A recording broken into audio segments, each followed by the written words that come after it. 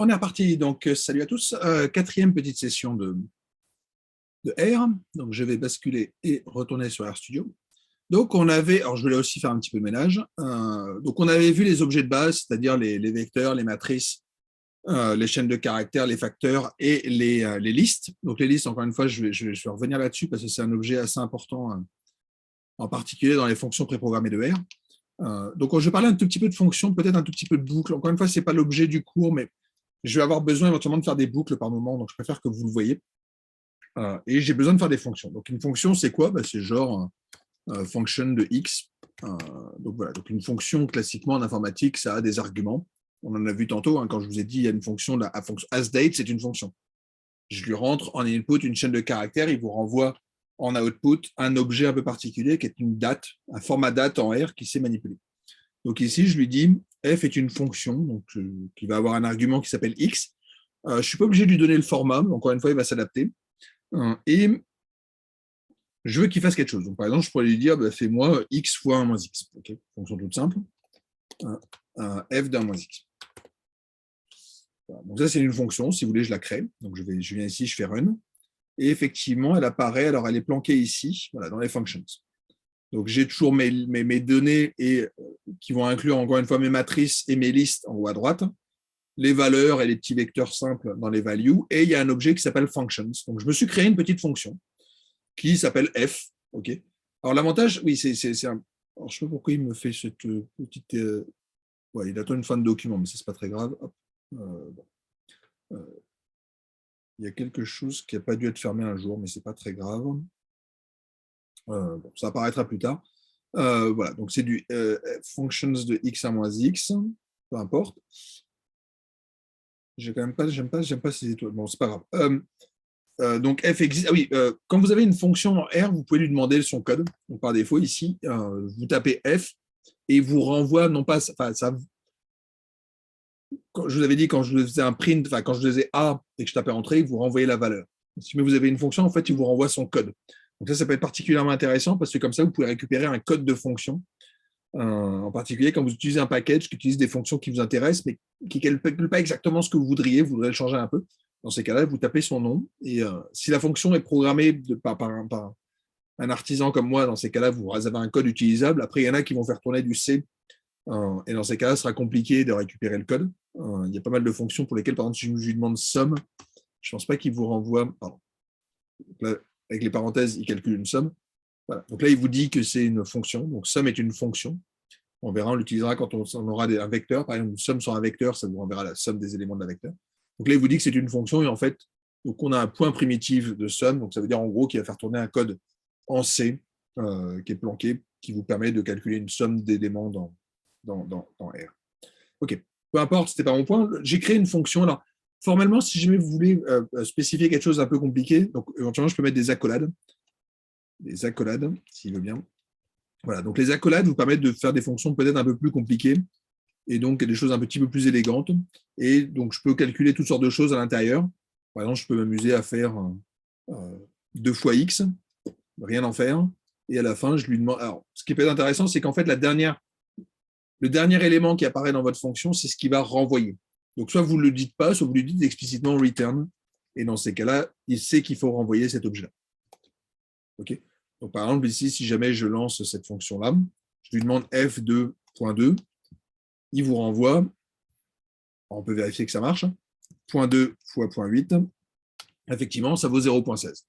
Les choses qui sont à l'intérieur ici, ça apparaît même pas. En fait, techniquement, si jamais j'avais même créé un objet A, par exemple, je lui dis A est égal à 2 fois X, en fait, il apparaîtrait même pas. C'est ce qu'on appelle, ça correspond en informatique des variables locales, okay, qui est une variable qui est intervenue dans ce calcul, okay, mais il n'a pas été créé formellement ici. Alors, je crois que A avait déjà été créé. Alors oui, dans les noms d'objets, vous pouvez mettre des underscores, par exemple. Donc ça marche. Je ne peux pas commencer par un 2 de mémoire. Si je l'appelle 2 underscore A, il ne va pas être content. Mais si jamais je l'appelle A underscore 2, ça devrait marcher.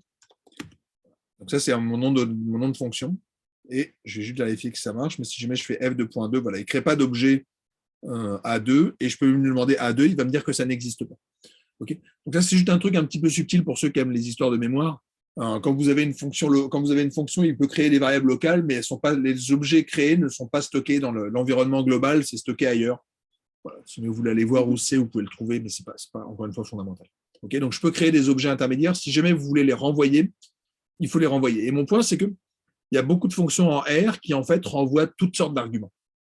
Okay, par exemple, si jamais je veux calculer l'optimum de cette fonction, il s'avère qu'il y a une fonction qui s'appelle optimize sous R, et je peux lui demander, ou même optim, je peux lui demander d'optimiser cette fonction-là. Alors, optim et optimize sont un tout petit peu différents. Optim, c'est une descente de gradient, donc je pars d'une certaine fonction et je vais aller chercher à partir de ce point-là. Il y a la fonction optimize qui est un petit peu différente. Optimize, on le voit, on optimise une fonction f sur un intervalle et on lui demande est-ce que c'est le maximum ou le minimum. Donc, par défaut, il va chercher le minimum. Moi, x à moins x, je vous rappelle, c'est une belle parabole qui a son maximum en 1,5. Donc, je vais aller faire chercher l'optimum de ma fonction f. Donc, si vous voulez, on peut même lui mettre son nom, f. Alors, manque de bol, elle s'appelle f aussi. Donc, ça, c'est des trucs un petit peu sioux qui sont que cet objet-là, c'est le nom de la variable locale dans ma fonction. Cet objet-là est un objet qui existe dans la mémoire globale. Okay, bon, si vous n'êtes pas content, vous appelez ça G. Et dans ces cas-là, ici, ça va s'appeler G. On va faire ça proprement. Mais par défaut, le paramètre de ma fonction optimize, c'est f. Ensuite, j'avais un intervalle. Donc, sur quoi est-ce que je vais calculer mon intervalle? Je vais mettre sur 0,1, faisons simple. Donc, c'est C de 0,1. Et alors, par défaut, c'est un minimum. Il s'avère que le minimum, il est atteint sur les bords en 0,1. Donc, je vais plutôt lui demander d'aller me chercher le maximum.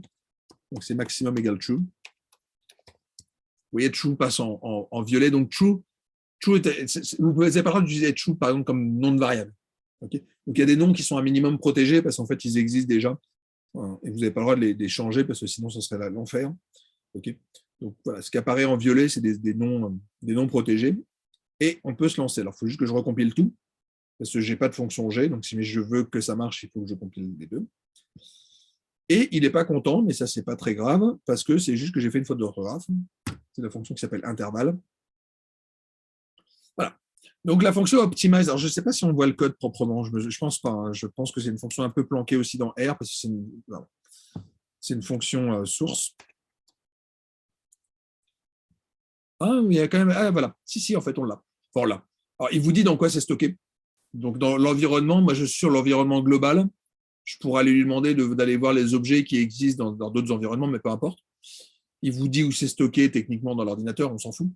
Voilà. Le point est que ici, vous avez un return quelque part à la fin. Si jamais je lui demande un maximum, nous c'est notre cas, dans ces cas-là, il vous renvoie un maximum et il vous renvoie la fonction objectif. Donc en fait, techniquement, ce qui vous renvoie est une liste. C'est pour ça que je vous parlais des listes, c'est qu'en fait, ça vous permet de renvoyer toutes sortes d'objets. Et effectivement, quand je regarde ma sortie, on voit qu'il y a deux objets qui apparaissent. Alors, il utilise la notion de $, j'en avais pas parlé tout à l'heure, mais en fait, dans cette liste, en fait, au lieu de les appeler avec des crochets, je pourrais les appeler avec des dollars. Donc, par exemple, tout à l'heure, je vous avais dit que L, crochet 2, c'était la deuxième valeur, c'était ma date. Okay, mais je pourrais aussi lui dire L $, et là, par défaut, on voit que j'ai trois choix possibles, U, D, X, et donc je peux lui demander L $D, qui va consister à aller chercher l'élément D dans ma liste. Mais là, c'est pareil. Cet objet-là, je peux le stocker, par exemple. Donc, je vais appeler ça O. Bon, O, c'est un peu dangereux parce que ça va ressembler vite à du 0. Mais donc, on a vu tout à l'heure que O, c'est une liste qui contient deux éléments. La valeur en ce qu'on appelle l'argument du maximum, je reviendrai là-dessus quand je parlerai un tout petit peu de rappel de maths, et la valeur de la fonction objectif. Donc, le maximum, c'est pour quelle valeur de X est-ce que j'ai obtenu mon maximum. Okay, donc, éventuellement, je peux l'avoir en lui demandant tout simplement O $, et puis là, j'ai le maximum. Donc, il me dit que le maximum de ma fonction est atteint en 0,5. Et en cette valeur-là, on peut d'ailleurs le calculer, G de O $ max, c'est un 0,25 qui correspond à la seconde valeur qui est indiquée ici, qui est la fonction objectif. Okay, donc, les listes, ça va être utile parce que quand vous avez une fonction qui calcule deux choses, en l'occurrence, quand on fait de l'optimisation, il y a deux choses qui m'intéressent. On optimise une fonction. Il y a la valeur où je me trouve en X pour avoir mon maximum et la valeur maximale de la fonction. Okay, en fait, il vous renvoie les deux. Il vous renvoie les deux. Comment est-ce que je renvoie les deux? Tout simplement dans une liste. Comme ça, je suis certain de ne pas commettre d'erreur. Okay, je pourrais dire, je mets ça dans un vecteur avec 2, mais assez vite, on pourrait faire des erreurs. Donc, l'avantage d'une liste, c'est que je sépare très clairement les deux. Et j'en parle parce que quand on fera un test, par exemple, il peut vous renvoyer toutes sortes de choses. La valeur du test, la p-value. Est-ce que c'est un test unilatéral, un test bilatéral? Est-ce qu'il y a une latérale à gauche, à droite? D'accord? Donc, il y a plein d'informations qui sont stockées et qui vont être envoyées avec cet intermédiaire des listes qui peut être pratique pour envoyer des objets. Okay? Donc, gardez juste ça en mémoire parce que ce sera effectivement très utile. Quoi d'autre? Il y a deux petites fonctions qui peuvent servir. Par exemple, la fonction if. If est une fonction. Okay? Donc, je pourrais lui dire, si jamais si jamais une grandeur est plus petite que quelque chose, alors fais autre chose. Donc, les if, c'est quelque chose. Il y a les for. Donc, for, c'est une fonction assez classique. Okay. Donc, par exemple, je peux m'amuser à créer des... Donc, for, on voit, il apparaît. Donc, par exemple, je peux faire une boucle. Okay. Vous avez besoin de stocker, je ne sais pas moi. Voilà. Par exemple, la fonction f, j'aimerais bien la calculer pour plusieurs valeurs. Bon, on va faire ça. Okay. Je vais créer une séquence, donc vecteur de x, qui va être une séquence qui va aller de 0 jusqu'à 1 et qui va aller de 0.1 au 0. D'accord? Donc, on l'avait vu celui-là tantôt. Il y a quelques capsules. Donc, Vx, normalement, devrait être un vecteur qui contient 11 éléments. Je contiens en 0. Je vais jusqu'à 1. 0 inclus, 1 inclus. 2, 0, 1, 0, 1. Donc, faites le calcul. Normalement, vous avez 11 valeurs. Donc, ce que j'aimerais bien créer, c'est un vecteur Vy, qui va être un vecteur avec 11 valeurs. Alors, le plus simple, c'est de créer un vecteur vide. Donc, par exemple, je répète 11 fois le NA. NA, on avait vu que c'était un vecteur qui était vide. Alors, je peux le mettre de la même longueur que Vx, par exemple. Donc ça va me créer un vecteur de la même taille que Vx avec que des NA. Voilà, je l'ai créé ici. Donc, j'ai mon vecteur, en fait, il n'attend plus qu'à prendre des valeurs.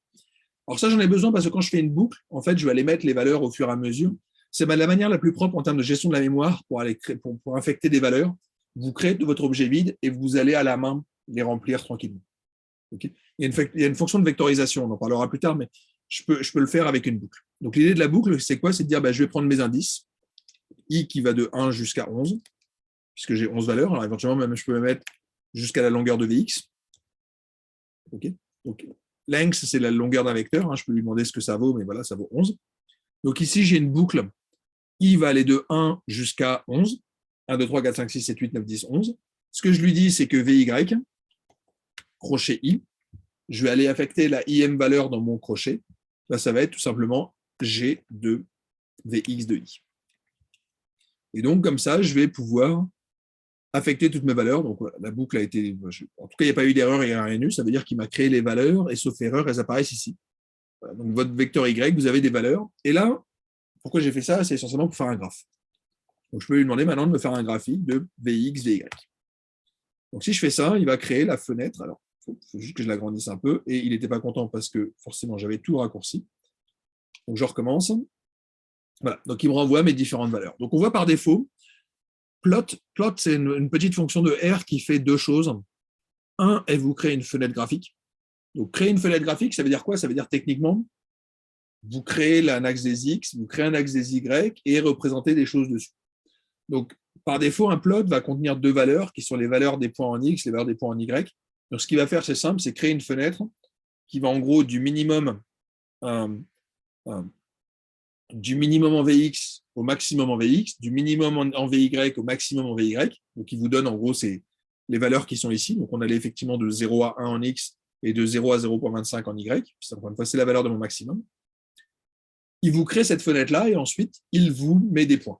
Okay. Essentiellement parce que par défaut, un plot, c'est un nuage de points dans lesquels je vais faire le nuage de points des Vx et des Y. Si jamais vous vouliez mettre une ligne, j'aurais pu mettre un type égale L, ce qui va me donner une ligne par défaut. Juste que forcément, j'avais tapé mes guillemets trop tôt. Égale guillemets L. Okay, dans ces cas-là, il va me recréer une fenêtre graphique. Okay, on ne le voit pas, alors, mais c'était planqué ici. Vous avez la flèche. Ici, j'ai mon premier graphe. Premier plot, il me crée ma première fenêtre graphique. J'en fais un deuxième, il me crée une nouvelle fenêtre graphique. Comme j'avais dit qu'un type, par défaut, le type, c'est type égale P pour des points. Ici, je lui dis type égale L, et donc il me fait des lignes entre tous mes points. D'accord? Donc, il relie les points. Et ça, on l'a peut-être vu un tout petit peu, mais ça correspond à un graphique entre une série temporelle et une série de points. Okay. Donc, j'ai mes X et mes Y, et donc il les relie par des points. Donc, chaque point consécutif va être relié par des points. Ok, donc ici, j'ai ma fonction. Et effectivement, on voit que le maximum, il a atteint en 0.5. Donc, ça correspond au calcul qui avait été fait. Donc, là-dessus, il n'y a pas de souci. Je pourrais aussi lui demander de me faire une intégrale. Je pourrais lui demander un integrate. Il y a une fonction intégrale qui existe sous R. Donc, je peux intégrer, on le voit, la commande, le nom de la fonction, lower bound, upper bound, et après, vous avez toutes sortes de précisions, toutes sortes de choses. Donc, par exemple, je pourrais intégrer la fonction f entre 0 et 1. Alors là aussi, sauf que je ne l'ai pas stocké, mais si jamais je disais que ça, c'était égal à i, dans ces cas-là, i, normalement, devrait être aussi une liste voilà, qui contient 5 éléments. La valeur numérique, donc l'intégrale, elle vaut 0.617. L'erreur, elle est à 10-15 près. Nombre de subdivisions, 1. Il y a un message qui dit OK, visiblement ça a bien marché. Et il y a le paramètre call qui vous dit comment est-ce que ça a été calculé. Donc, en gros, je pense que c'est plutôt utile si vous avez des intégrales impropres, par exemple. Une intégrale sur 0,1, ce n'est pas trop compliqué. Donc ici, il vous dit quand même que l'intégrale, elle vaut, on peut le vérifier d'ailleurs, i $. On avait dit que c'était quoi? Value. L'intégrale ici vaut 0.1666667. Okay. Donc l'intégrale qui est l'air qui se trouve sous cette fonction-là vaut 0,167. Okay, donc encore une fois, toujours la même chose, c'est des listes et tout ça. Alors juste un petit point, donc le plot vous crée une fenêtre graphique, après je peux rajouter des choses dessus. Par exemple, je peux faire des points et je peux faire des lines. Donc par exemple, ici, je peux faire des points qui seraient les points Vx, Vy. Par exemple, je vais mettre ça en red. Okay. Puis je vais mettre, il y a PCH. PCH, c'est la forme des choses que vous voulez. Par exemple, PCH égale 19, ça vous fait des petites boulettes, donc des petits points, des petits ronds pleins. Okay. Et quand je fais un point, en fait, la subtilité encore une fois, le plot a une double fonction. 1, ça vous crée la fenêtre graphique. 2, ça vous fait un premier graphique. Points ne peut exister que si j'ai un plot. Okay. Donc ici, si je le fais, je vais peut-être le faire dans l'autre sens. J'efface tout. Donc il y a un petit balai ici, il vous demande est-ce que vous voulez tout effacer. J'ai effacé tous mes graphes. Si je lui demande un point, il va me dire il n'y a pas de fenêtre graphique. Okay. Donc il vous faut un plot. Donc premièrement, vous faites un plot d'abord. Donc il faut un plot new. Donc en fait, par défaut, quand vous faites un plot, il fait un plot new. Donc moi, je crée mon premier plot. Et j'avais dit que c'était avec le type égale L. On va refaire un plot. Donc je refais mon graphe. Et encore une fois, on voit qu'il l'a concaténé par la suite. Donc il y a un deuxième graphe qui a été créé. Et là, je lui demande de mettre des points. Donc il va me mettre les petits points. Okay. Donc je peux m'amuser comme ça à faire des points. Et je peux faire toutes sortes de choses. Je peux rajouter par exemple un polygone. Donc un polygone en Vx, Vy, par exemple, ça marcherait. Donc ça veut dire qu'il va me relier tous mes points, puis à la fin, il va boucler et il va mettre ça d'une certaine couleur. Donc, quelle couleur vous voulez qu'on mette? Jaune. OK. Donc on met du jaune. Yellow. Oups. Donc guillemets yellow. Et donc normalement, il devrait me colorier l'intégrale. Enfin plutôt, oui, en fait, c'est l'intégrale qu'on a calculée tantôt. Voilà. Donc il vous a colorié comme ça. Et on voit que ça se superpose dans le sens où le graphe numéro 3, c'est posé par-dessus. Donc, si jamais il y avait des choses en dessous, elles disparaissent. Okay. Il y a toutes sortes d'options. Par exemple, je pourrais lui donner une couleur avec un. Donc, je ne sais pas si vous connaissez un peu les couleurs, mais les couleurs, donc, des compositions RGB. Et on a en plus un facteur alpha qui est un facteur d'intensité. Donc, par exemple, si je lui mettais un alpha qui valait 0.4, dans ces cas-là, j'aurais une transparence. Et dans ces cas-là, je pourrais jouer un petit peu là-dessus. Okay. Donc voilà les graphes. Donc par défaut, ça va être ce genre de choses. Il y a plein d'autres fonctions qui existent en R. Donc par exemple, si jamais je lui fais un R égale R unif, puis j'en mets 200, je peux lui demander par exemple de faire un histogramme. Okay, donc toutes ces choses-là, on les verra au fur et à mesure quand on commencera à faire des stats. Et voilà, toutes ces fonctions permettent donc hist, c'est plusieurs choses. Ça permet de créer un histogramme. Donc en particulier, j'aurais pu stocker ça dans un objet, encore une fois. Je ne vous parle pas des graphes comme objet. ggplot2 permet de faire ça, de créer des graphes en tant qu'objet, de faire la superposition de calques et tout ça. Je ne vais pas parler de ça ici. Mais par exemple, l'histogramme, je peux stocker les valeurs. Donc, on le voit arriver ici, il y a une liste de 6. Il vous renvoie les breaks. Donc, à quelle valeur est-ce qu'on fait notre découpage? Quand on a fait notre histogramme, on voit qu'il a coupé 0, 0.1, 0.2, 0.3. Donc, il y a 11 breaks en comptant les points extrêmes. Donc, 0, 0.1 jusqu'à 1. Il y a 10 counts, puisqu'en fait, les breaks, c'est le nombre de counts plus 1. Donc, il y a une valeur en plus. Donc, ici, par exemple, il me dit qu'il y a 8 valeurs qui étaient comprises entre 0 et 1, entre 0 et 0.1. Il y en a 21 comprises entre 0.1 et 0.2. Il y en a 24 ensuite. Voilà. Donc, vous avez toutes les valeurs de votre histogramme. Density, on en parlera plus tard. Donc, voilà, toutes ces valeurs, elles existent. Donc, l'histogramme, je peux lui demander de le créer en tant qu'objet, de stocker les valeurs, plutôt de me renvoyer les valeurs qui ont été utilisées dedans. Mais par défaut, quand vous faites hist, en plus, il vous fait un plot. Donc, par défaut, il vous le visualise. Okay. Donc, il vous crée comme ça l'histogramme. Et là-dessus, je peux faire la même chose que tantôt, c'est-à-dire je peux mettre des couleurs, par exemple. Qu'est-ce que je pourrais mettre comme couleur? Moi, je ne sais plus, j'ai plus trop d'idées là, mais pink. OK. Si vous voulez jouer sur les couleurs, il y a toutes sortes de palettes de couleurs qui existent en R, mais voilà, par défaut, c'est celle-là. On peut jouer un peu autant qu'on veut. Il y a pas mal de choses que vous pouvez faire comme ça. OK. Et est-ce qu'on est bon? Mais il nous reste encore 2 ou 3 petites choses à voir, en particulier sur les bases de données. OK. Donc, je vais m'arrêter un petit peu ici pour les fonctions et les plots. On va travailler un petit peu sur les bases de données. Et donc, je vous donne rendez-vous pour une prochaine capsule. À tout de suite.